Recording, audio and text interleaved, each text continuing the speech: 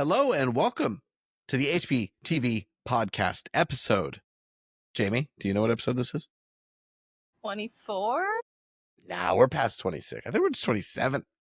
I'm making stuff up. Anyway, we're I here just know to it's talk. enough episodes that Mitchell no longer says HPV, so that's good. I It's learned. 25. This is 25. Oh. There have been a couple episodes that we have not numbered because they were like little bonus things. I was thinking I was going by time, but then we have like skipped weeks here and there. Anyway, we're back for the Crimes of Grindelwald podcast, which, see, that's why I gave the number, because if I would have given the title, people would have just turned it off right then. But now we kept them for an extra 30 seconds. So we're going to talk about Crimes of Grindelwald, which is also a beautiful city in Switzerland. A little bit of an Instagram trap now. But anyway, first I wanted to, I sent you guys this Reddit post. Now, this is like someone who's apparently been bringing together leaks from people who have leaked other things and seem semi-credible. But I was like, I haven't seen any of these leaks, and now you've put them all in one place. So I'm going to say, hopefully there's some truth, because they're really small things, which makes me think they could be believable. And if not, they're not. But I think they're worth talking about. The first one is Hermione's mother has been cast and given the first name Sarah and will appear in multiple episodes. How would That's that? interesting. Where? How would she show up in multiple episodes? Maybe Christmas. She goes home for Christmas, and we have a scene with her at home for some reason. Maybe she'll be at like Diagonally for some reason, even though she's not. Be on platform. Maybe we'll see them on the platform. Yeah, but not here. Yeah, the drop off so for it might sure. Be like just background appearances or something for now. But it is interesting they gave her a name, because I didn't think about that until I read this, that we never got a name for her parents in the books. I assume they were Mr. and Mrs. Dentist Granger. Let's see. The second one here is Nicholas and Perenelle Flamel will appear. Why? What reason do they have to appear? Now, if there's a picture of them, I wonder if there's kind of like a flashback scene or something of like explaining the Sorcerer's Stone or him making it. Yeah, maybe or you just something, see you know them what I mean? in a kind of like the Three Brothers thing in the seventh movie where they kind of tell the story. I wonder if they're going to do that kind of. Even if Dumbledore was keeping them up on correspondence, like, oh, I've hidden the Sorcerer's Stone here, and here's how it's being protected. Their appearance, because we just watched the film where Nicholas Flamel does appear, and Nicholas Flamel is also a real alchemist, right? Yes. Yeah. He was based. Well, I mean, it's a historical figure. Yeah, he's a historical figure. So it's interesting to think that they'd add him in. Again, that goes to show they might be doing some background and stuff that we don't expect or that's not in the books, which I think could be fun. But again, if we're only doing 6 episodes, you better have the stuff I do want if you're adding extracurricular things, And he better look better than in the movie we just watched. This does give me hope, though, because there's a few of these which are things that we talked about, right? Like people who don't appear until the second year, but they should have been around the first year, and they're going to have them at least, in the Great Hall or something. I think that gives me some hope. Speaking of that, Charlie Weasley, who is not in book 1, who's not really in any book until 4, right? But he would show up in a picture or like be talked about, referenced in book 2, they say has been cast. And that goes to show, are they going to show Ron and Hermione at their homes? Or is he just going to be in a picture with the Weasleys? Like, what does that actually mean? This is actually making me more suspect of this leak. Well, they do have the whole thing with Norbert. Instead of sending friends, I'm guessing Charlie's going to come get Norbert. That's a good idea, because then he's going to show up again throughout the series. Norberta, those women are so vicious. All right, here we go. A Ravenclaw. That's what they say. The females are much more vicious. That's a quote from Charlie. A Ravenclaw student whose first appearance is in book 2 will be in season 1. And this is the only Ravenclaw introduced in book 2 is Penelope Clearwater, which makes sense. And if they seeded like Percy kind of being a douchebag, but then kind of having a flirtation and then a girlfriend in the second season, that kind of like rounding out, and even if she's just barely in it, like that's kind of cool. That works for me. It gives me hope that they're going to do that. It grows the world. Yeah, it builds in this consistency of these people have always existed, right? They're not going to pop out of nowhere just for the year that they are featured, Seeded in, like we said, we'd love to see Luna in the third, just like pop up in some way. Then we have Padma Patil has been cast, but the actress is not a twin of Parvati's. It's interesting because Padma's not until book 4, but to see the twins show up together would make sense. But then they almost have to give her a little bit to do in each of the first few seasons, like to be walking around with her sister. Also in the movie, it really bothered me that they put her in Gryffindor when she was her being in another house was actually kind of a little bit of a thing in Goblet of Fire. Like, oh, they got sorted to different houses and they have to meet up together. Like, how crazy would it be to live with your twin for 11 years and then to go to the same school in different dorms, which probably happens in real life to boarding school people. But anyway, so that's. And does it ever say her and Padma are identical? It does. It just says they're twins. Not to my memory. But I have always considered that a really interesting tidbit because you look at like the Weasleys or even Harry and his parents, right? They all go into the same house, and here you have two twins, and twins should really be very similar, but they're different enough to go into different houses. I thought I always thought that was a cool touch. So you're right, that ticks me off when they changed that in the movies, and I hope they put it back. They've definitely added some actually since I opened this post up earlier. But here we go. Ernie McMillan and Justin Finch Fletchley have been cast. Again, they are in book 2. So, having them get sorted and maybe showing up in a class, they should say they share a class with the Hufflepuffs or something. That's good. They both annoy me. So redemption for some Hufflepuffs. Professor Sprout will appear in season 1 in spite of her not having any lines in book 1. So that makes all the sense in the world to me, because if they had a herbology class, that's not out of line. It's not out of story, even though they didn't have like a focused one in the first book. She'd be at the staff table. And then she does have a big part, relatively speaking, in book 2 because of the Mandrake. So we're going to get a Pomona. And then it says we can expect the full Gryffindor and Slytherin Quidditch teams. Well, they do play each other. So that's the question is now, are we going to get Oliver Wood because, right, doesn't he pop up and go, anyway, at least 3 seasons? Are we going to get Alicia Spinnet and Angelina Johnson for 5 or 6 seasons? Like, do you guys think it's hard to keep a minor character around that long? True. And that's why I do wonder how much of this stuff they'll like pre-film or something. You know what I mean? Like, I do wonder if it's like, hey, you're only in 5 scenes the entire first 2 seasons. So let's just do both seasons right now. And then you come back for 3 and 4 later, because it's people going to kind of free people up to go live their lives. And if like, they did have a 1 career. and 2, like if you say, okay, you're playing Angelina Johnson, we're going to shoot some of your scenes in August, and then you're going to come back in October and we're going to shoot your other scenes, and that's going to be you for the next couple of years. I think it gets them a little bit harder to get them to come back in 2 or 3 years to do the next one. But if you have them sign for it, who's going to say no? They'd have to really blow up or want to quit acting to say no to that. Yeah. Well, and I don't know if the rules are different there, but like here, if you're holding someone that long, you have to pay them. So they'd be making money. Like, and that's why you pay them usually schedule. I would a do fixed it. amount for I'm a just fixed telling amount them of right time. now, if they want me to come do it, I'll do it. Do 2 weeks this year, and I'll do 2 Professor weeks 4 years from now. You Sprout. just pay me in between. Yeah, I could do a Sinistra or whatever, one of those other professors. It's just there. Vector, Cadogan. You But would they be don't a even have good to complain about Cadogan. my bad British accent. Just don't speak. Well, interestingly, we know that the former Sir Cadogan is coming back, right? As Filch or something? I can't remember. Anyway, But yeah, I'll rattle through a few of these. Oh, wait, one other thing about that. Sorry. Just, I hope that they are able to put in more of the stuff with the Quidditch teams, like, because there's so much more about outside of the games where they're like intimidating each other and trying to freak Harry and Ron out and stuff, so that they don't perform as well. I think that's a cool way rather than just having them appear in green robes on the Quidditch pitch. If they're actually, people in the school and they're, having interactions in the hallways and stuff, I think that adds a whole other layer of. I think for the Gryffindor team too, like having them actually go through practice, get annoyed with Wood for being obsessive and doing these long planning sessions and adding extra practices and that adding stress with school and stuff. I think that is all interesting and pretty efficient color that you can paint around Harry's like school environment. Yeah. Do you think they'll cast another hot Oliver Wood? Has that become part of the character now? Because in the book, it's not. I think a lot of girls would be disappointed though if he's not. I think they will. I think they're going to go. Hopefully the girls who thought the old Oliver Wood was hot are no longer thinking children are hot. So I don't know if the new generation is going to care.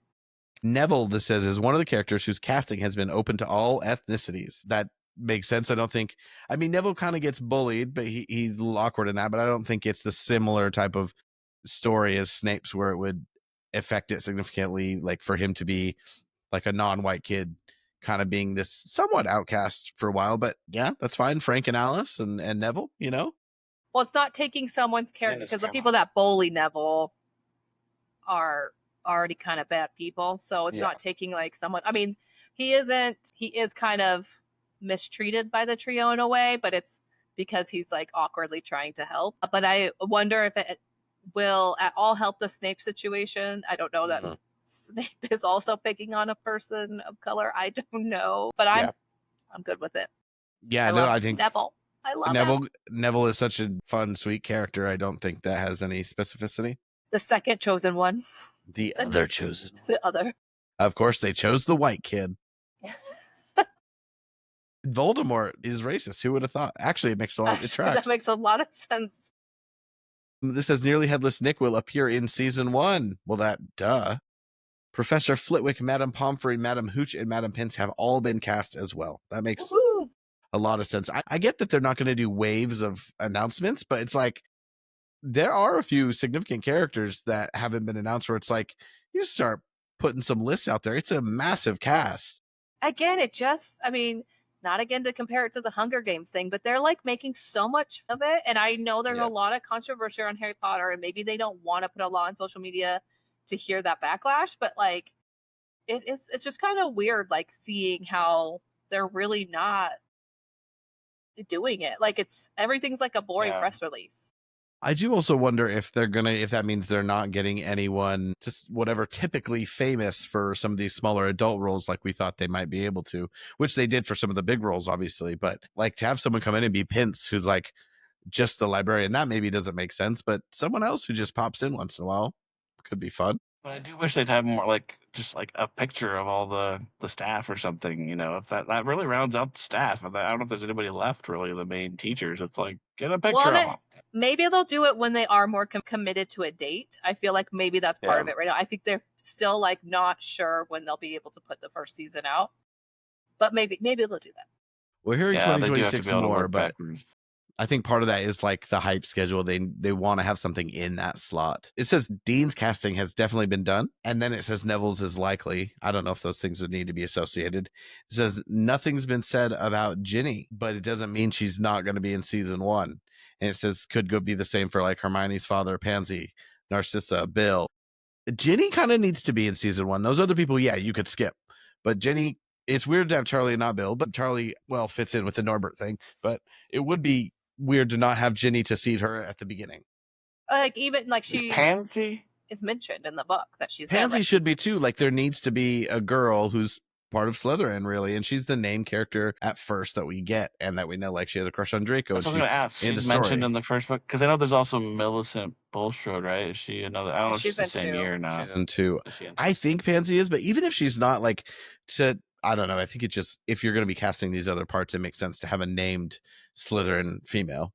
Well, and I think it can help, and I understand like there's money involved and maybe they haven't found the right people and all that kind of stuff, but to round out these characters, you do want to like surround them by other characters that kind of help define who they are. And I think Pansy is part of that for Draco, and Jenny's obviously part of the Weasleys, and we see her like Bill makes sense to me because he's not seen in the first book at all, and Charlie, it just makes sense they throw him in to do the whole Norbert thing.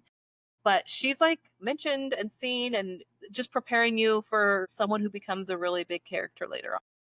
I mean, you are casting the main love interest for your main character, so I suppose you want to get that right. Make sure she's shorter than him, but I don't know. You can't predict how tall these kids are going to be, Mitch. You can look at their parents and siblings and make a good bet. Everyone measure up. Moms, dads, cousins. So one other cool one, I think we already knew this, but Peeves is going to be in the TV series, which is good. But this one does a casting call suggests that we may see Professor Kettleburn, which again is another cool one because Hagrid takes over year 3, and we don't really get to see the Care Magical Creatures teacher in years 1 and 2. So that could be you, Steven. Will be around. That's me. I might do that. Lose some limbs. I could do the armless thing. I don't have to CGI it either. I can get my arm up in here. It is nice that like they would have all the professors sitting up at the head table, and so you could just recognize these people around. Glorified extras in some ways. Well, it's true. But I mean, like, there's the Trelawneys, right? There's, one Trelawney, but I'm thinking other people. But Trelawney, they can mess with because she doesn't come out very. That's true. She hides. She's a hider. She is kind of like a mystery, even when they see. But anyway, this is all very exciting. I hope that these are, this leaker is someone who's, at least somewhat accurate. Because I want to keep watching. They're interesting tidbits to leak. It's not like naming some random comedian being Peeves. It is like these are things that affect the way they're doing the storytelling. It is showing things that maybe weren't there or more background on things that were there. So if it's correct, it is actually a fairly interesting bit of information. It looks like 5 hours ago, someone on Reddit put some exterior shots of what they think is the Great Hall, which really just looks like wood scaffolding it could be a Great Hall. But yeah, I am just so curious to see if the production design is much different. I know someone put in like a rendering of what they want the library to look like to have it be a bit more exciting than what we get in the movies. And that is where they could go a little bit different, but who knows? Well, on to the Crimes of Grindelwald, the 10th Harry Potter Wizarding World film to be released in cinemas. Jamie, why don't you give us some background, and then we'll talk through this one a little bit. This movie was released in 2018, the year my daughter was born. Directed by David Yates again, written by J.K. Rowling again. It is set in 1927. In the U.S. and Canada, it grossed $159.6 million, and then worldwide $654.9 million. It was the lowest opening for a film in the Wizarding World franchise at that time. The next movie beats that. It has a 36% on Rotten Tomatoes, lowest rated of all the Wizarding World films. It's interesting because I don't remember much leading up to this film other than the Dumbledore hype. It was like, we're getting Dumbledore involved. Obviously, Johnny Depp was in the news at this time already. Maybe this is a little early in the Amber Heard stuff, but he was definitely not like getting the most. He was in the news cycle for being like over the top. Like, remember there was something about him like buying like $40,000 bottles of wine like every other week or something, like just ridiculous kind of spending and stuff. It wasn't as much the abuse allegations stuff, I think, yet, but I could be off on that. I just remember the marketing campaign heavily featured Hogwarts and Jude Law. It was really playing into that. And I think that's because the first film was fairly successful, but was not like, it did not invigorate the fan base, I think is the way I'd put it, that they felt the need to maybe push the Dumbledore stuff, the Grindelwald stuff a bit more, and really be like, we're back to Hogwarts, your favorite place. And to be fair, that Hogwarts stuff was some of my favorite stuff in the movie. So maybe that was a good idea, but then they ruined it in several ways. Oh, I was really wrong. I guess all the abuse allegations began back even starting in 2016. Okay. So I was off. Never mind. Yeah. And so those things were surrounding it. But yeah, I just don't remember. I remember seeing this, like, I can kind of picture myself in the theater, but I remember so little else about what's going on. I was going to go see this by myself because we had a baby at the time and then a toddler also. And so I was like, I'm just going to go see it because, like, I love Harry Potter, the Wizard World.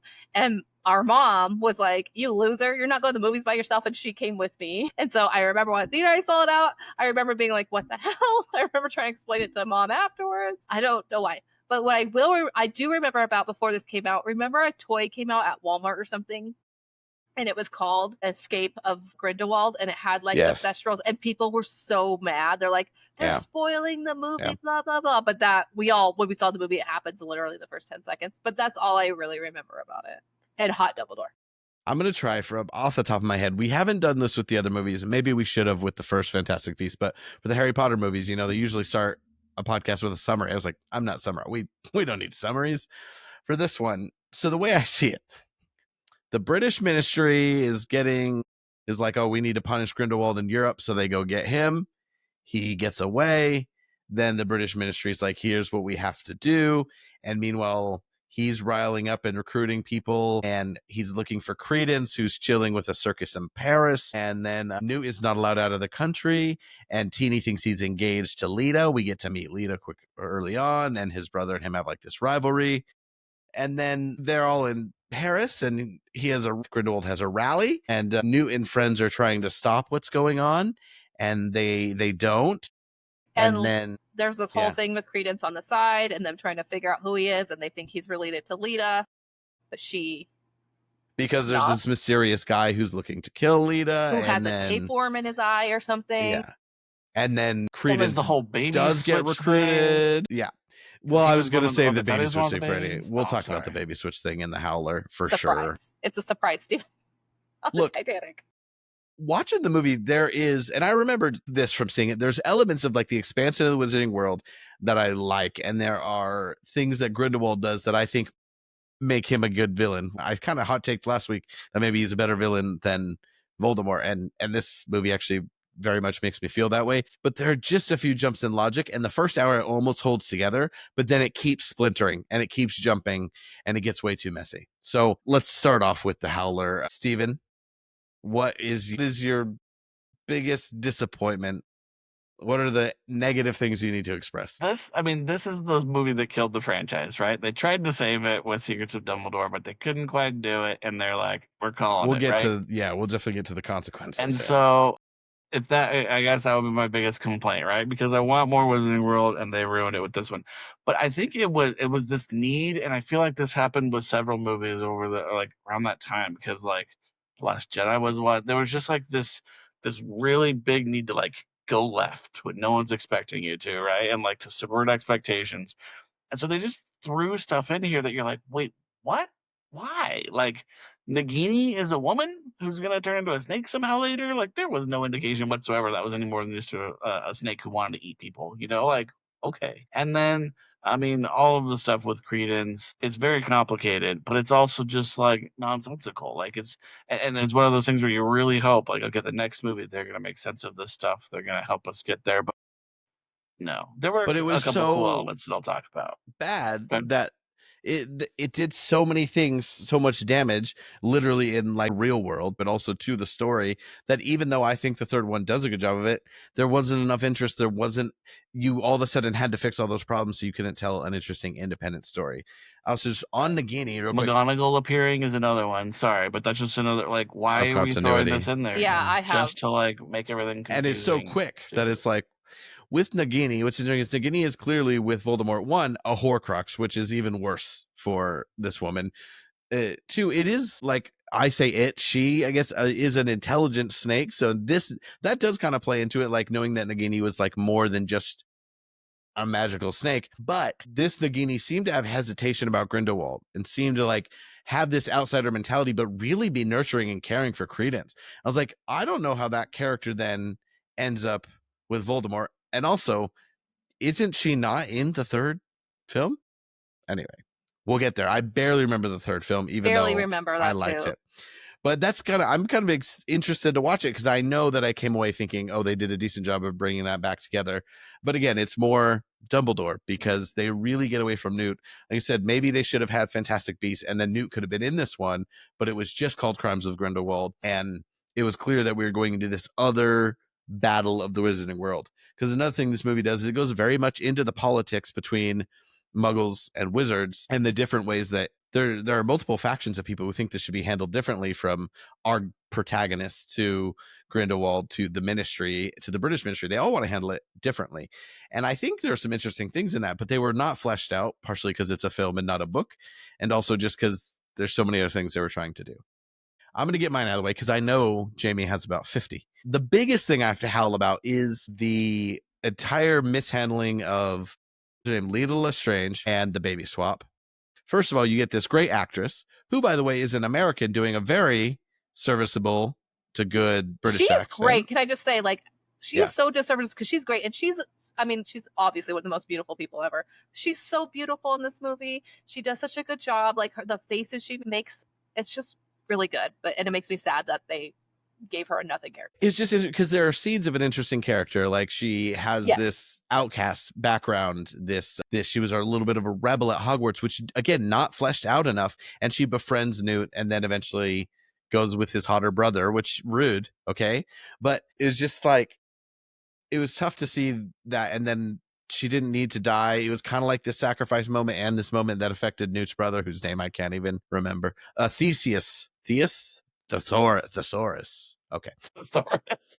Anyway, I knew it was Theseus, but it worked. Anyway, it just didn't come together for me. And then the baby swap is like, how can we make a twist? How can we make sure there's this misunderstanding, which also brought in this other unnecessary character that doesn't get enough screen time and does a disservice to that actor who I thought was really interesting. And we had to wonder, like, about his motivations, but only for so long because there were so many other things going on in this movie that it didn't make any sense. And the flashbacks were all done during this massive spoken exposition dump that I was like, this is, sometimes I think people take show not tell too far. Like, there are sometimes just reasons to have good exposition. Some of the great movies in the world have some spoken exposition, but man, they take it too far and they give you this huge bit of information. And I'm like, you had to give us that because you thought that all of these twists, the baby swap, which I still had to like really pause the movie and sort out in my head what everyone's motivations were and what happened to each baby. And just because I didn't remember how exactly Credence was who and who was who, it just created a mess.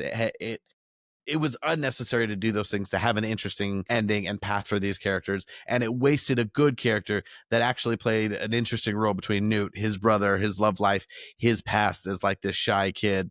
And so I just think the wasting of that character, that exposition up, and the baby swap combined to be like this element of the movie where it couldn't hold together. And wasting of the character in the way that we know who the Lestranges are, and this is like an ancestor of theirs, not direct, but it would have been really cool to plant, I don't know, that family in a different way. I don't know. It just was Well, frustrating. there's just this really weird, like, bait and switch, right? Because that's one of the things before the movie came out was like, oh, there's a Lestrange, like Lethal Lestrange, and this how many years before, and everyone's, theorizing. And then it just turns out to kind of like not be involved with any of the Lestranges. There's no connection there. It just felt like there were so many things that were like, oh, this is going to shock people. But then the awe never came after the shock, just confusion. And I think Lita was a good example of that. The baby thing was a good example. And there were just so many weird things happening. I remember leaving the theater being like, what the heck even just happened? Like, because the whole baby thing. And then I had to wait until it came out on video or on DVD so I could watch it again and try to understand the freaking plot. All right. You guys ready? Or you got more, Mitchell? I have some little ones. I think that is my main one, but you go and we'll keep discussing.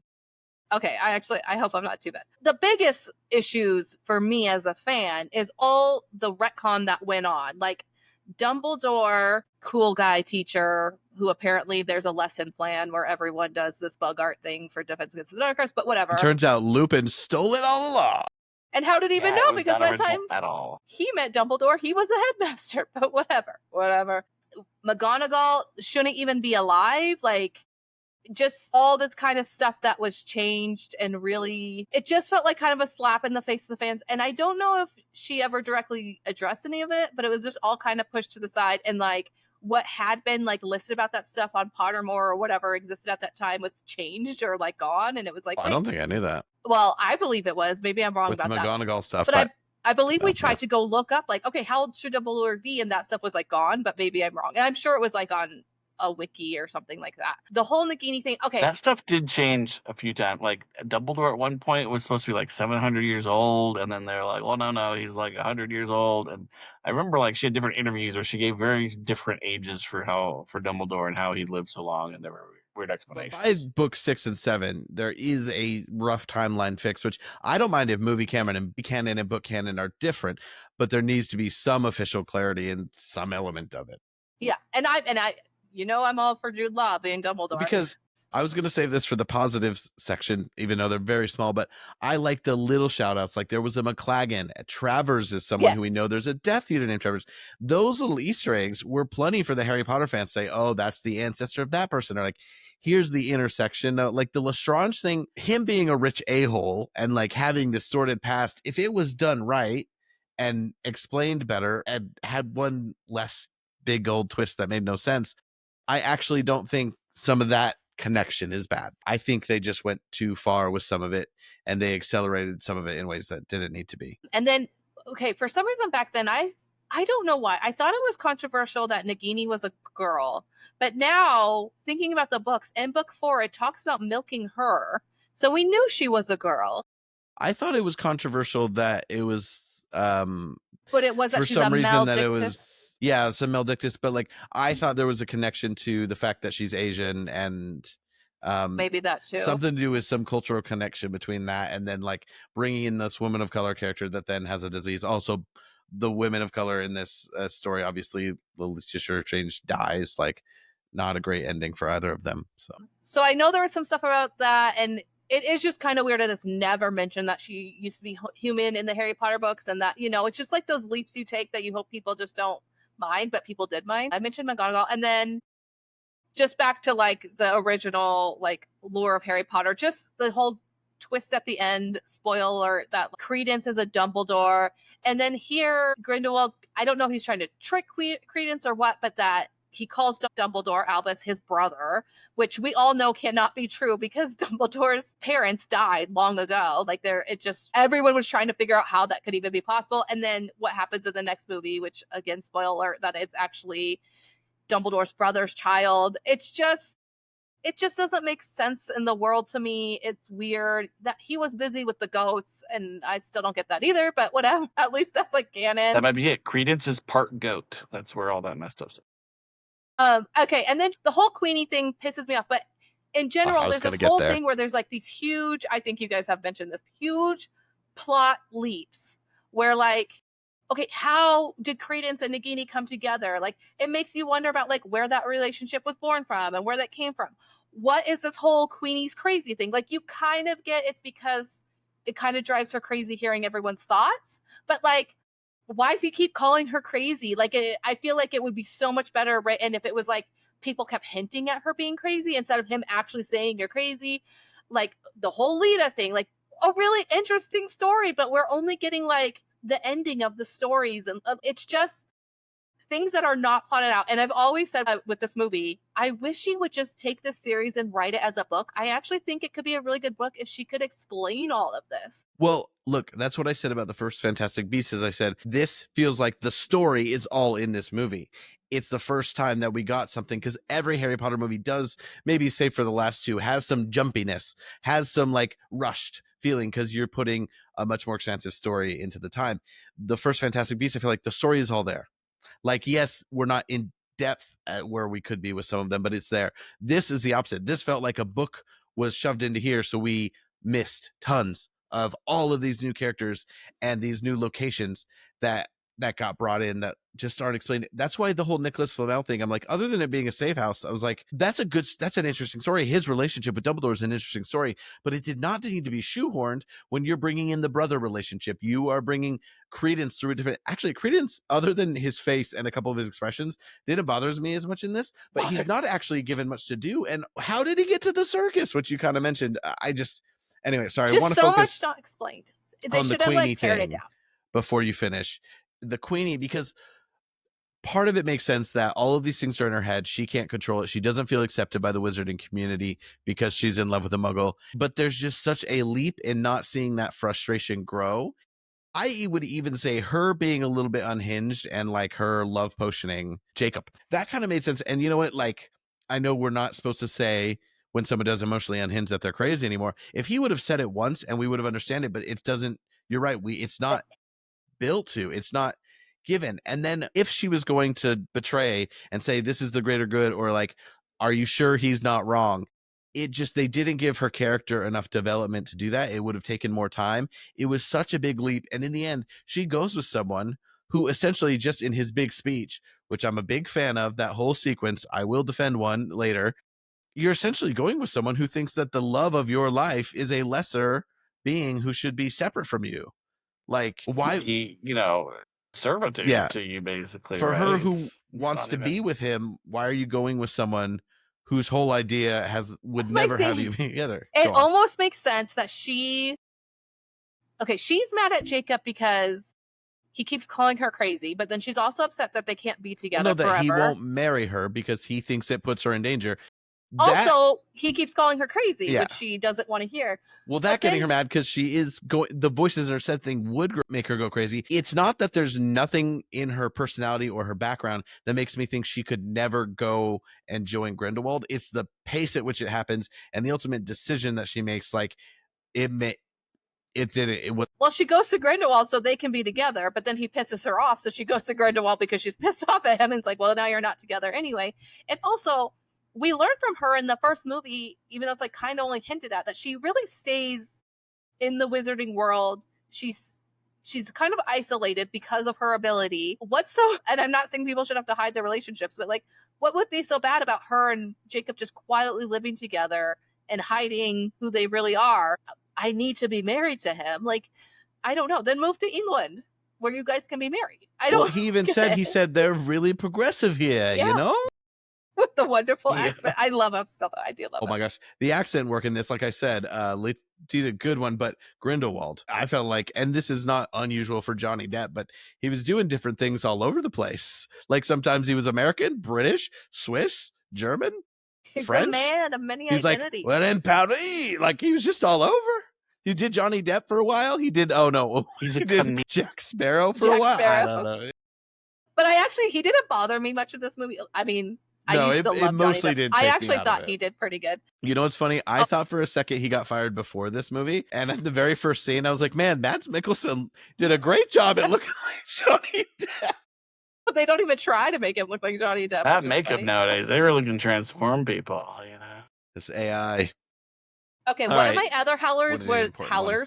howler. One of my other howlers was that just in the first movie, and someone kind of talked about this, how you like introduced everyone and they're all kind of like the stereotype of who they are. It's like, you know, like almost like a sitcom, one of you said. And this movie, it's almost like annoying. Like they all feed way, instead of like getting to know them as characters better and developing them, it's like they're all feeding into those stereotypes way more and doing so much more with it. Like even Newt and Queenie, and I mean, Tina actually isn't too bad. I feel like she is a different character in this in a way, but like developed naturally from the old character. She's used like a tool. She doesn't actually get anything to do, though. She's just like, off on her she's own. a little jealous at the beginning. She's doing like her, but then she just kind of is background. She's just kind of helpful, but she really gets sidetracked. She's a piece. But like everyone else, it's like Jacob's accent almost feels like a little bit more like to the point where like I still really like Jacob in this, and I'm grateful like the aspect he brings of like the muggle or the nomad, but it's almost annoying. Like everyone's just playing to these like stereotypes a little bit more when it's like, okay, this should be where we're rounding out the characters. The team should be like already built and then adding to the team, but instead we're all separated and like trying to find each other and trying to like throw in these storylines from people we do not know. It's just all over the place. But at the same time, I'm like curious about more of like what's going on. So could the movie have been longer? I don't think it should have been. But really, they should have like cut down on storylines, cut out some of the I'm not all for cutting out all the beasts, but like cut out some of that. Like it just felt like they were throwing in. They were creatures trying where to they shoehorn it could. in It's where it called made sense. Fantastic Beasts, so we have to have beasts, right? Like, But I think it would have been cool just to have maybe like a little bit of it. And then the Niffler at the end getting the thing. I think that was like a cute way to throw in the Fantastic Beasts. So naturally work it in. Like Nagini is naturally a Fantastic Beast because she's like becomes a snake. Like, why are we throwing in like what was it? The Zuhu, whatever he was? I can't even Lion remember. I can picture it, but I can't remember it. blocked it out. It reminded me of that one, the one in Coco that flies at the end. Anyway, It does. No, but that was the greatest crime, really, of this movie, right? Is that we talked about the real crime of the Crimes of Grindelwald. Is we talked about the first movie and how much like potential there was, right? It's like, let's establish this world and these people, and it's like just you need to build on it, right? You need to flesh it out. Like, let's learn more about the characters. Let's put them in some different situations. Let's like go see other parts of the world. And instead they like took it all and like threw it into a blender, and they're like, how complicated can we make this? And how many times can we like shock the audience? And that's what they put out. And it was just like, And there's dude, no you didn't build on any of the protagonist. potential. No one's a Yeah. protagonist of this. They're trying to kind of tell Newt's story. Like, we don't ever really understand, besides like his brother ending up with Lita, what happened between them. Or like they should have just like lost. either moved on from Newt and like I somehow done that, I don't know, or kept Newt the protagonist. We're all trying to save Credence.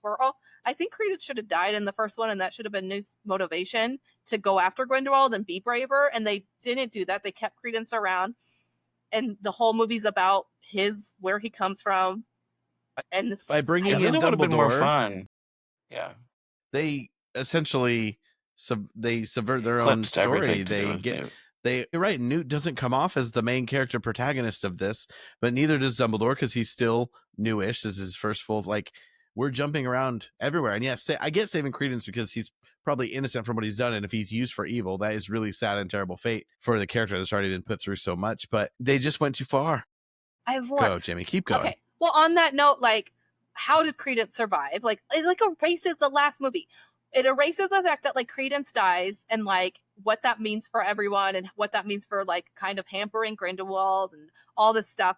And then the Well, whole it erases Jacob, anything that like Credence learned, like or his development in the yes, first he's movie, still like, right? It's just like, oh, now he's back to just being this bitter, angry, no, he's not lost. Like, bitter. He's like a didn't he little learn? Didn't he grow? Didn't he like any of that crap that sadly. happened? But He's like, yeah, I can't He says find he my does his head mom. down thing. He's like, He's like, don't hurt me. gosh. Don't hurt me. It's I'm just a magical being that can jump in and well, out of and he being an just stops. obscurus. yeah, he Yeah, he gets just some overcame the control. whole Obscurus thing, right? That was just like no longer an issue. He's like, oh hey, now I can control myself. And I the don't blow same up at people thing anymore. with Jacob. They just completely, no, we fixed it. I remember everything now. I only forgot the bad parts, and then she helped me. I'm like, so that means all those people would only forget the bad parts every time Yeah, that they makes erase no them. sense. It makes no sense. Like, it's just like erases how the other movie ended, which also annoys me because it's like, oh, we got to correct this because we want all this cast back. We want, because people love Jacob. And we want Ezra Miller in this because Ezra Miller at the time was going to be this huge thing. Flash. There was a way to like work Jacob back in without cheating so much. And again, it's like trying to do so much story in one contained bit. That's why I want to know the original plan, because there had to be a better idea of how you're taking a series based around Newt, and Newt eventually has to beat Grindelwald because again, Dumbledore and Grindelwald can't duel. So it kind of makes sense, but We'll get to that. how they were going to bring those two protagonists together, I don't know, because bringing in, I was thinking, oh, Newt's brother kind of worked in some ways. Dumbledore kind of worked in some ways, but like all these characters, it was like, we'll come to what we should cut soon. It's There just, was a lot of like, oh man, that almost it was like almost a worked, good but idea. none of it actually did. And And I think understand. it would have been really cool with Jacob though, like to see him and Queenie like fall in love again. Yes. Like, oh, that would be really cute. It's It a would be good really fun, like a excuse thing. to have Yeah, Jacob like be that same revisit the love character. story. Yeah. Which Yeah. may And he have get to been annoying. explore learn about the magical world and how all that awe all over again. Like, whoa, you guys are crazy. Like, but no, they missed out on And that how much chance. would it have meant if like Queenie had to go through the work of making him fall in love with her again, or like them, which probably would have been hard because she's like this gorgeous girl. You could get some real like 50 First Dates vibes going or something, like there's And so much bringing there. back like his awe about everything, being like, oh my gosh, instead of him just being like, oh, Because he did that so well too. Yeah. That He's was half of the he's fun. in of that London first and movie. Paris. That's the thing, they don't give him that much to do, but he is good when they show up. It's actually, even though you quickly realize that she's, gosh, I don't want to say sexually assaulting him, but when you give someone something liquid and then take advantage and then they're not consenting, it seems pretty bad, Queenie. Anyway, when they first show up, I'm like, you know what, when's the last time you saw a I movie think where that's when like, she really turned to the dark side. It happened way earlier than we realized. She is, but when's the my last way time or you're the like, highway world. yes, the That was a Americans greater are good. here. Other than, there you go, other than World War II movies, this is the one where you're so happy the Americans show up. You're like, yeah, this is fun. Glad to see these characters back. Yeah, it's just sad that he didn't get a bit more time, but I liked that they only gave him one little call out, but that he wanted to try like the baked goods in Paris because they're obviously famous for it, and that's what he does. Like, you don't want to lose that element of his excitement, like, oh, I want to try the pain au chocolat and the baguettes here, and for him to see London. Also, they could have done more gratuitous London and Parisness. I'll get to the production design, which I like the production design, but there is something that the hue that they use, like it's not sepia, but it's almost that same feeling of just, we're gonna make it look old by like doing this saturated Sucking vibe. out all the color. Sometimes it looked really nice and it was a cheaper way to do the period piece, and sometimes it frustrated me a little bit because some of the cinematography in this is actually really nice. Like, it's funny that they got nominated for a cinematography Oscar at one point, because I'm like, David Yates does have some vision. There is some really nice visual to this. All right, Jamie, do you have any more Howler before we explore maybe how to fix a couple things and some of our positives? I think I've covered the biggest parts, so we can move on. Well, I'm going to move on to let's get a little pensive and talk about some of the good things, and then just some of the way, maybe if we can think of some story bits that could be pulled out or cleaned up. I think it's a little too messy to perfectly articulate, like, strip this one story, this one character, and we're going to improve it dramatically. I already Well, it's said, hard because you don't have like with the Harry Potter series, like you have the books which are done really well, and so there's so much of like just tweak this. But this is like, yeah, we'd be kind of going outside of what exists to try and fix some of this, which I think could be fun too. But it's a different dynamic. I'll start with a couple little things. Young Newt I was like, he just kept the same hairstyle the whole time. I mean, they did make him feel the same, but he was so on the ball in a good way. Whereas I thought Lestrange, I was like, oh, there's a little disconnect here. But I thought it was fun. Oh, this is not a good note. I wrote at one point, I got a little bit bored. I was just like, how is there so much happening? And yet I'm just not that invested in what's happening A next. lot of people said that about the pacing. They're like, there's a million things happening, but yet there's parts where it drags so bad. I'll keep going with some nice things. The big Icelandic guy who runs the circus, he is just showing up in everything these days. Well, what's funny is I didn't realize he was in that movie because I love him. He was one of my Hagrid picks. Oh, And so I was like, he's already been in the Harry Potter universe. I thought Callum Turner did a good job as the douchey brother. Again, they don't really get to explore that relationship enough. Also, I thought Callum Turner was going to be like really famous, and he's done like he's working. He did the Masters of the Air show, which was supposed to be a big deal and kind of flopped on Apple. But I thought he was going to be a bigger deal. But I thought he did a pretty good job for a character that is just a little bit of a one note. The opening scene, like we're going to have a breakout and a chase, like it's a little cliche, but I didn't hate it. I thought that was all right. It showed him do like. That was my first good note. It was very visually, like, it was enjoyable. It was a cool way to be like, he's trapped to this, like, insane degree with this bubble force field around him, and yet they were able to get him out. It was kind of a cool little escape artist piece. I liked a lot of the visuals, even though sometimes the coloration decisions and just the visual style that he goes with kind of bothers me. I kind of like that this was a little dark at times. They remove his tongue. There's clearly a child killed. I was like, murder? It gets really serious. And then I like Bunty. I like Bunty's character. Again, probably a character that did not need to be in this movie. Or fleshed out more, like if it was more but about there wasn't Newt, enough time. I think know, we could but if they had cut some other things and it was like actually about Newt, she could have been like a character who was like in love with him. And then the other thing is just that I buy Grindelwald as a snake oil salesman / person who can seduce these people to a better way of life for them.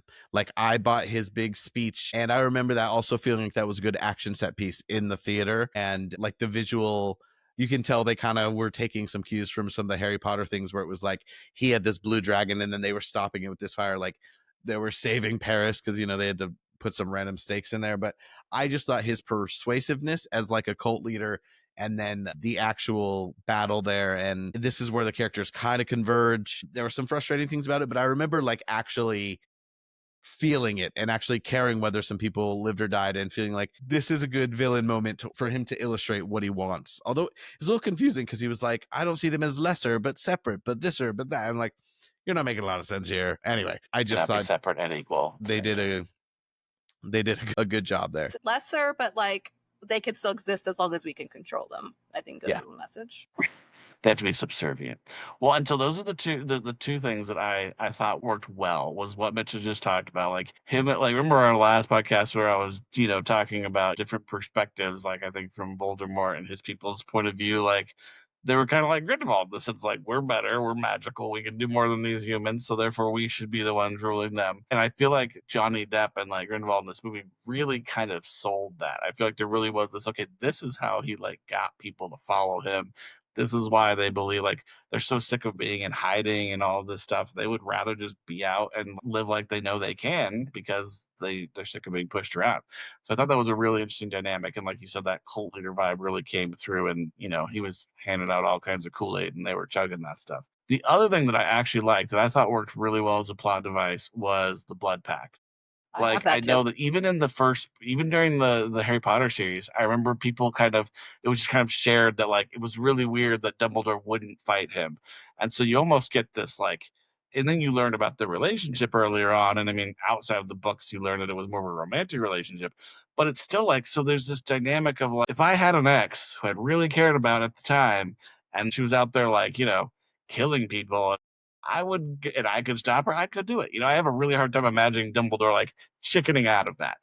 But we also had this concept of the unforgivable curse. Like we understood that there were these things that made it so you literally can't act. And so that was a really cool way to create it where you have this like proxy war going on where they can send people at each other, but they can't directly attack each other. I thought that was really cool, and it worked so well. Like I said, just to explain the overall story, Dumbledore gets to kind of maintain his character as we understand him, we don't have this like transformation, like, oh, this guy was really like a big freaking coward and everything before he, got to the Harry Potter times and everything. So I enjoyed that, and I do think it was a little bit confusing. I mean, it's like we don't really know exactly what happens to the pendant. Like he's going to destroy it so that he can fight him. I think that part was a little unclear, but those two things worked well. They really sold the story on how this movement even happened and why Dumbledore wasn't more involved in stopping it, I think, earlier on. It was a mini retcon in some ways, but it was an explain away device that worked really well. But it also made me feel like Newt is being used a little bit like Harry was being used. Like he is this powerful and caring person that he was like. And obviously in the next movie, there are creatures involved. There are magical creatures involved in the overall ending. So it's like, I guess he was the guy for it. I just think, yeah, you need to deepen and care about these characters and work Dumbledore in a little bit and flesh it out. There had to be a better way to meld these stories and these conflicts. Jamie, did you have some good things to say? Well, just on that note, that's a good thing. But I just really wish they would have cut it down to a story about Newt. Dumbledore comes in as a bit of a mentor, and then you play with the whole people, like Dumbledore using people to do his work for him. And then the reveal of the Blood Pact would have just meant so much more, because at least this time we have a reason why Dumbledore's doing this, but there was just so much other stuff mixed into it. But anyway, I just really want to rewrite this whole movie. But it can never be made. Okay, I do like the element of Jacob again being there and seeing things through his eyes. I really like Zoe's whole performance and her relationship with Newt, which I think is done well. I love the flashbacks of Hogwarts, and another howler apparating into Hogwarts, but again, that's been overdone and complained about a lot, but whatever. Okay, but I do love the flashbacks of Hogwarts or just being at Hogwarts in general. It's just cool to see it in a different light. Like, we hadn't had the video game yet, and like just getting to see Hogwarts a little different than what we saw in the movies, and seeing different areas of it and what it was like for past students to be there, their robes, that kind of stuff. I did like that. It's beautiful. The whole imagery of like the baby falling in the ocean and that being her Bugger and all that stuff, like just like really beautiful moments and like really cool magic moments that were almost, a lot of them we didn't really need or made much sense, but they were cool to see. Newt's fashion, as always, 10 out of 10. Love the outfit. Love the commitment to wearing that outfit the whole time. He had to be hot in that jacket. Then, and I also have the Blood Pact. I thought that was a cool element of magic that felt like it fit in the world. Something I didn't like was like the whole nother thing, was that guy who became the Auror when Newt decided not to be an Auror. That was just apparently just handed to him because apparently in the 20s it was really easy to be one. And that guy was like really working for Grindelwald, which just adds to the confusion. But he's like doing that like wall thing where he's coming through the wall to spy on Credence. I'm like, what is this half apparating crap? But the Blood Pact felt like it fit in the world. It felt really similar to like Secret Keepers and like Unbreakable Vows. I liked that element of it. I liked that the relationship of Grindelwald and Dumbledore was talked about. I know a lot of people in the LGBTQ community were disappointed that there wasn't more of that. But I do like that it's like, it's made clear that they had a relationship and that they were in love at some point. Is the only reference that Dumbledore says we were more than brothers, is that the only moment? Well, kind of the mere, yeah, I don't know. And there definitely there could have and should have been more. But the mere I get it, though. I get like they're trying to walk. I mean, there were a lot of screw ups in this movie, but like they were trying to walk that line, right? Of like, but she trying was to almost say it, but without ticking off this other group, because like you can't alienate, an entire group. But I mean, not saying they should alienate anyone, but when she came out about Dumbledore being gay, it was kind of like, came out about Dumbledore being gay. When she decided to tell everyone that, it was like, well, duh. And it was like, yeah, he's gay. Get over it. Like, that was her attitude. So to kind of hide it in the movie was a little bit of like, eek. But I am glad that it was mentioned. Or that was the studio. And also play it off more that he doesn't really want to admit to that, because who wants to admit like their ex-lover who's trying to take over the world, and you kind of helped him plan to take over the world. Like, I don't want to talk about there is a way to like show that guilt. And also it was the 20s, even in the Wizarding World, who knows how progressive they were, but yeah, they like, I think they did a good job of playing that line of stating it. And then it served the story in that clearly that is another reason why he can't, because a romantic love is a little bit different from like a brother. If Steven turned into Hitler, I'd shoot him, no problem, it's fine. But Hannah, that'd be a little bit harder. Anyway, because in the next movie they have a nice, that's such a good scene in the next movie too. Even that's a yeah, they keep actor. it really simple, but they bring it out that much. It's that much more explicit in the next one. And who knows, in the TV series, maybe Dumbledore will have like pride robes. I kid. One cool thing I also, like. his outfit. Keep thinking. What about his outfits? What do you say? Okay, I understand him wearing the 3-piece suit in the Muggle world. Do that there. Have him dressed as a Muggle there because you're blending in. Blah blah. Like when he's at Hogwarts, put the man in robes. This pisses me off to no end. And it's like making him like the cool professor that like that one teacher you had that like. I'm the cool professor. I'm here like a little too friendly with the students. Yeah, like trying to why are we doing that with him when that's so the opposite of the Dumbledore we know, who actually keeps people like talk about his relationship with Harry. But his relationship with Harry has a purpose. Like he has to meet with Harry one-on-one and stuff to train him to like save the world. But I think that's almost shocking to so many people because he doesn't pull people in like that because of his past with his sister and like people he has loved, but whatever. Anyway, I liked when he talked about his sister in this to like. Yes, I did too. Connect and yeah, everything at Hogwarts. It was cool. Like one of those Hogwarts scenes popped up on TikTok one time, and I was like, "Is this AI? Is this a fan film?"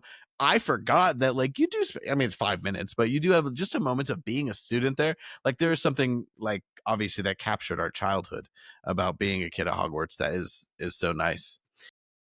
Sorry, Steven. One other thing real quick before we move on. Just tied to like we were talking about the proxy war piece, right? Where Dumbledore and Grindelwald were sending people at each other because they couldn't fight directly. I think that's really interesting to think about how that is developed into later on during the actual Harry Potter series, because I think Dumbledore is forced at this point in time to get really good at the manipulation and like playing people off each other and sending people on these missions and not ever putting all the information in one basket or one person, right? But then when it came time for him to fight Voldemort, it's kind of like a superpower that he had developed, and he had the order and everything that he kind of builds around this. And it's not something that I think Voldemort was really prepared for. I think that kind of becomes his competitive edge, because even though Voldemort is so powerful and willing to like, go below the belt all the time, Dumbledore had learned through this experience with Grindelwald that like the manipulation, all the chess pieces kind of culminating at the end is just as important. And that's really how we get the ending of Harry Potter, right? He calculates all of that to have that moment where Harry defeats Voldemort. So I thought it was an interesting way to look at his character development. And again, something that had they spent, more focus on that and a little less on all this other weird stuff, it was really actually pretty impactful. Well, and like to compare Grindelwald and like his symbol and all that to Hitler, our grandma lived in Germany when Hitler was starting to take over, and there's this image of her and her brother walking down the streets, and there's swastikas everywhere and they're just walking on the street like normal. My grandmother, who was Jewish, who like obviously that did not become a good sign, but it was like the takeover, the way it moved, it felt like it became so natural until it was like this awful thing. And that's kind of like, I just feel like they should have played that off more. But I also think, why isn't his symbol the Deathly Hallows? Like, wouldn't you think naturally that would have been his like secret, like we're meeting here kind of a thing? Is it because they didn't want it compared to? I think Deathly Hallows has now been brought in as it's been endeared to as like a symbol of Harry Potter, and the Hallows themselves aren't really seen as evil. So I think he did use that as like his little note that he left. They would have used with Dumbledore and stuff. But I think when he actually planned on taking over the world, those represent items of eternal living for him, not necessarily his ideals. So it does make sense that he separates them. But he did, like, the Hallows symbol is something he left at Durmstrang, wasn't it? Yeah, because that's Crumb to Crumb. He has a reaction like we would have if we saw something like. There's a connection in there somewhere that would be interesting as well. But I think they connected like that was like a really cool element that's only like 10 minutes of the movie that I really think they could have show that slow progression of him taking over, and like behind closed doors, this guy's actually killing babies. Like when he's giving his speech, I was thinking, it's like, well, you know what? He's making some points. They had to have him murder that whole family at the beginning to be like, oh yeah, remember, this guy's a horrible person. Like something I was really hoping for, because there's supposed to be 5 movies, and like the final defeat of Grindelwald is supposed to coincide more or less with the fall of the Axis powers in World War II. That's something that Joe had mentioned in other interviews and everything, and so I know that the year is there, but it was all kind of together. I was really curious to understand what the interplay there was. Like, was there some kind of influence on like Hitler and Mussolini, or and then it all kind of fell at the same time because good actually won. So that was something I was really hoping we get a sense of, and we never got there. The really interesting thing is like this is because we've seen that done before in X-Men. The X-Men had all this history to do with World War II, and then there was this comparison of othering mutants, like you would other people as people did in World War II, and everyone tried to expand their power and everything. And so it's really interesting. I think there is a lot of interesting villainy of gray areas to be explored in a world where you have two separate types of beings and some are more powerful. Those allegories are really interesting, and they're helpful for real life and help people to sort things in real life. But being a wizard versus being a human is a little bit different from two people from different places and one deciding that they're better when wizards, it's just bad to say wizards are better, they are more powerful. It's like, how do you integrate those societies? I think that is a question that could be explored by a villain in the wizarding world. And this one, it's just hard with how they try and blend it, because they do kind of show like, here's what's going to happen and here's what humans are capable of. What happens if they come at us? And you saw Jacob, who fought in World War I, being like, oh no, another war, and this one being worse. It was a kernel of a good idea of him appealing to that and showing that. But again, they didn't articulate his evil as well as they could have, or those he has a point ideas versus him just killing to kill, even though he really was willing to. Like, the people following him are seeing the greater good, need to understand the lengths they would have to go to achieve that greater good. That's why, again, yeah, there are interesting ideas in there from Grindelwald, but a complicated thing to then stretch it out. Yeah, 2 more movies and integrate maybe the ideas of World War II and parallel those. It would have been a tall task, but this movie, as we will talk about next, ruined the chance to explore more. I will say, like, when the imagery of World War II and stuff was shown, all I could do was like, well, he was right. He was right. This does happen. But also, I mean, the whole franchise was kind of messed up because of the drama with Ezra. I just almost called and J.K. Rowling happens a little after this. Like, all that happens in a row. Which kind of messes up the whole franchise and leaves a bad taste in people's mouths. Like, I was reading about it. It's like, technically, they haven't shut down that the franchise is done, but it's like, it's done. Like, we can't. Now that they're starting this new show, it would be no one would watch it. Johnny Depp is still controversial. Obviously, JK is. Obviously, Ezra is. It's just too much. I don't think Eddie doesn't even want to touch it with a 10-foot pole. You can't explore it. And it's hard because we saw some of the really good ideas from the first one, and then the way that they were either bottled or came up during this one. It is really hard that after this, it really felt dead in the water. All of a sudden, I was like, are we going to get a Divergent here where we just don't finish it? And luckily, Warner Brothers felt like they could get enough money that was worth making another movie. But I had moved here before the third movie came out, and I saw it on some buses, I saw it on some things, but I'm a very online person. I just don't remember anything leading up to it. I don't either. And there were nerd sites that wouldn't touch it because of J.K. Rowling, so maybe that was why it wasn't part of the conversation. But I'm surprised it did as well as it did. They were willing to put hundreds of millions of dollars into it because it felt like it came and went, something as part of maybe the biggest piece of intellectual property since Star Wars came and went without a theatrical release. I wonder like how much of it was already paid for and contracts were already signed, and they're like, hey, this one, like, we just need to throw the extra, the 50 million that's left over and finish it and try and make our money back. Because it was a really weird time. I'm thankful they wrapped it up. 100%. Yeah, they did have a decent ending. I'm thankful that they did that and they didn't just leave. Like, if they had left us with just this, because that last movie has the lowest gross of all the movies, but it's because this movie ruined it and all the controversy ruined it. But it's actually a pretty good movie. It probably almost broke even, I think, that other movie. So maybe they didn't lose too much by going by it. It made $407 million against a $200 million. $200 million is honestly cheap for a Harry Potter movie. Like that does go to show what, and it is, they globetrot a lot, but a lot of it, like they're obviously not doing practically and everything. It kind of makes sense how that came together, but it is, yeah, it's done. It's gone because they're doing this new thing, and it's Here's my sad. thought on this though. Thinking about the Harry Potter TV series, right, and the hope for like spin-offs and things. Do we think / want for them to make a Fantastic Beasts or a Dumbledore versus Grindelwald era spin-off show at some point? I don't think you can, because it's the first thing they tried and it didn't really work, and it's their fault because clearly the substance. They went in a different direction than I would have thought, and elements of it did work better than I thought. But one, now if you tell Dumbledore and Grindelwald, you almost have to involve Newt in some way, even if you don't focus on the Beast. The Beast didn't end up like appealing to the kids or like bringing this zoological magic excitement to life. Like that's not present in Epic Universe, for example, which is actually from the neighborhood shown for 10 minutes in this movie. And so I think you learn what not to do and some of what to do, because they did have some good magical ideas, some good characters, and maybe don't rely on a big twist where at the very end he says that you're a Dumbledore, because that pissed people off almost as much as the rest of the movie combined, because we were doing the logic and we're like, they're either going to do some ridiculous retconning or it's a twist that is unnecessary. They were trying so hard to cliffhang us when they didn't need to do it. Or like, and that's what we all came to. Like, okay, he's just lying to him, but that's so dumb. And really, not that there was much saving this movie, because there was just too much going on, but that really could have helped. Give us something good, man. It's like they sat in a room and they're like, okay, what's really going to get people? Oh, let's bring it back to Dumbledore. It is sad that last little bit, just, it was like the bad cherry on top, even though, again, like there are characters and things I like. It's just they put too many at once, and I don't know what exactly to pull out. Like, there's not one storyline, because like you have the brother and Dumbledore and Grindelwald, and he needs to have henchmen, and then there's the circus that they're at, which brings in the other. It's just too many different lines of things.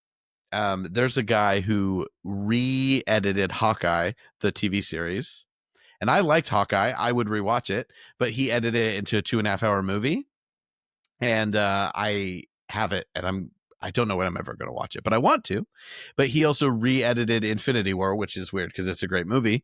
But I just thought, I was like, could somebody take what's there and edit it into a 90-minute good movie? Or do you need some of the stuff that they clearly cut? Also, I want to know what was cut. I want to know what was shot. And first of all, what was scripted and not put in? What was shot and not put in?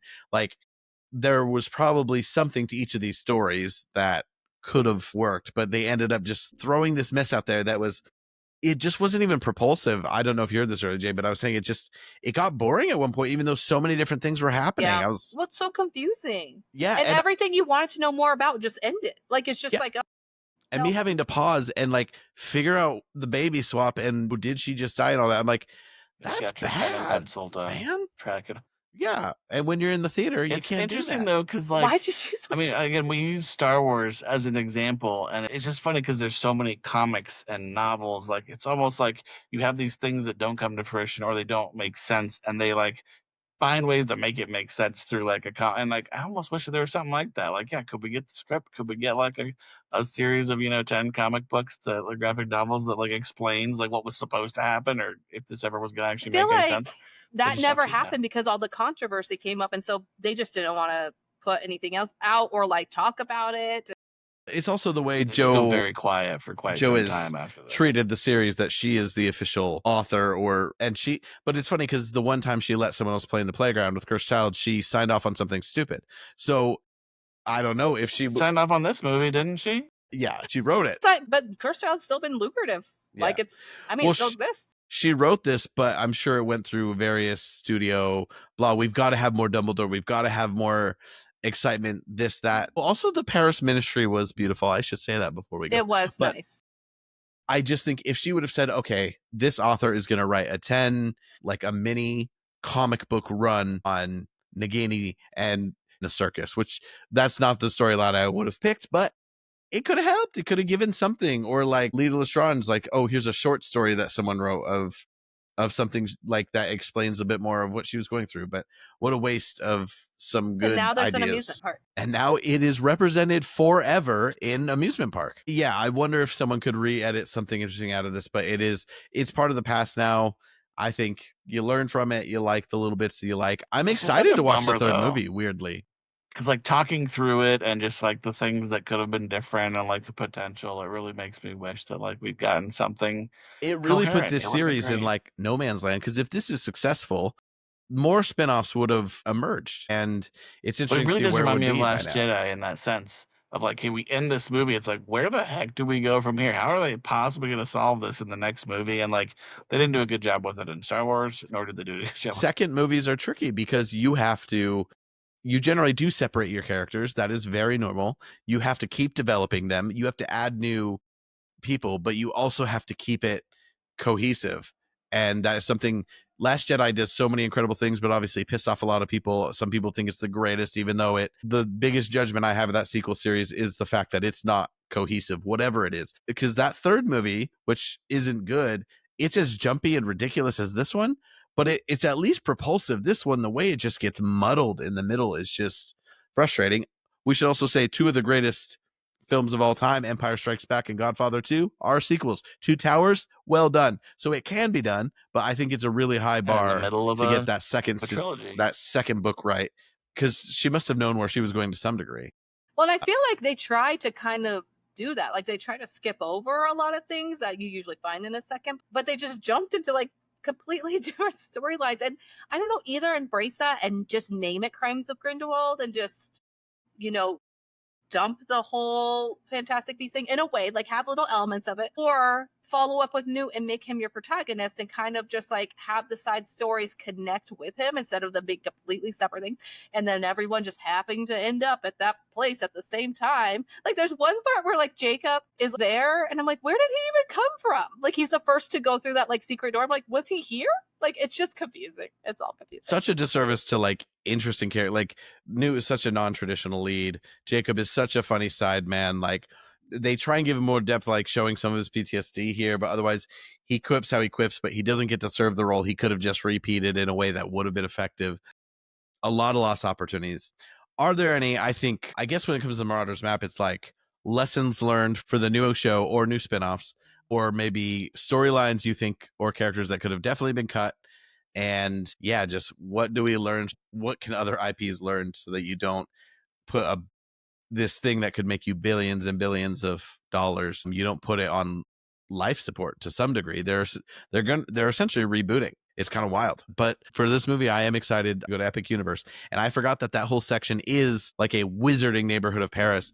But people say it just feels like a Paris neighborhood. I'm like, I hope they make it even more magical, like, Diagon Alley or Hogsmeade could be. But Yeah, I anyway, mean, you can do the spells in the windows, and there's like everything has like they're magical shops with French names and stuff. So it's kind of like interesting, but I do feel like there's a little bit more needed, like how Disney does like the legend, the stories behind the places. Like there's not enough of that like they should depth. They name need it. like They should something say about it. Wizarding Paris. They should be like, this is whatever the name for like a little block of Paris is. And maybe there is one that Figure out Soho with the version of. It's also funny that they chose that as the setting. They obviously didn't change it. They thought it's fine. We'll live with it. Everyone loves Paris.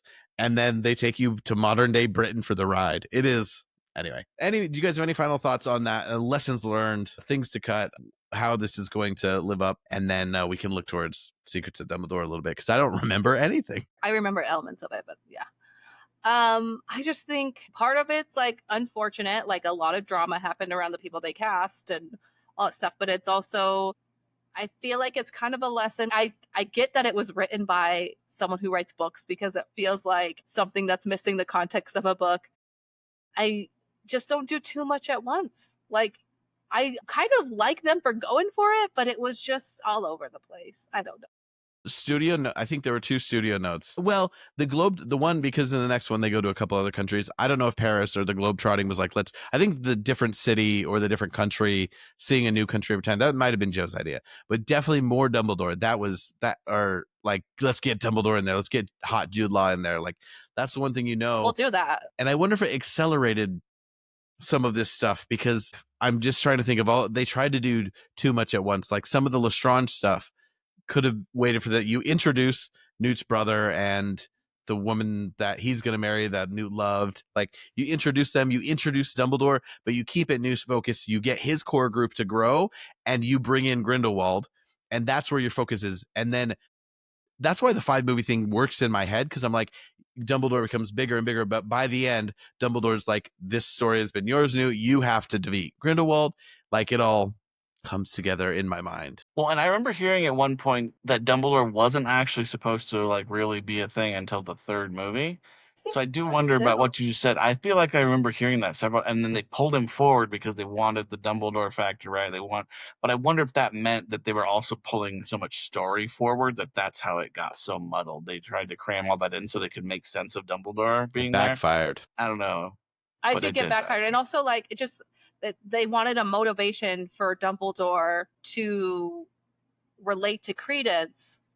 And that's why they threw in the Dumbledore thing and him being his brother's son. But Dumbledore should have already related to Credence and wanted to get to know him because he's an obscurus. And that's what happened to his sister. And That's Dumbledore kind of like that. Cares about young people, and he cares about the mysteries of magic. He is interested in those things. All right. So I think if there's any lessons learned, it was keep it simple and like trust in the characters that they developed, right? Like I said, they're trying to pull Dumbledore in early, I think, is one of the things that really caused a lot of issues. But like people like Newt, like people liked, That's Teeny like- and Queenie. Been And cool It as wasn't a a- TV show. Yeah.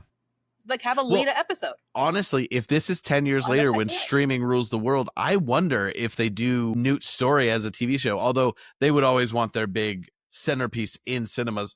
But they might have considered because of Game of Thrones and everything that's happening now. So here's my question, Jamie. Are you ever going to watch this movie again? I don't think so. I actually, this is my second time ever seeing it.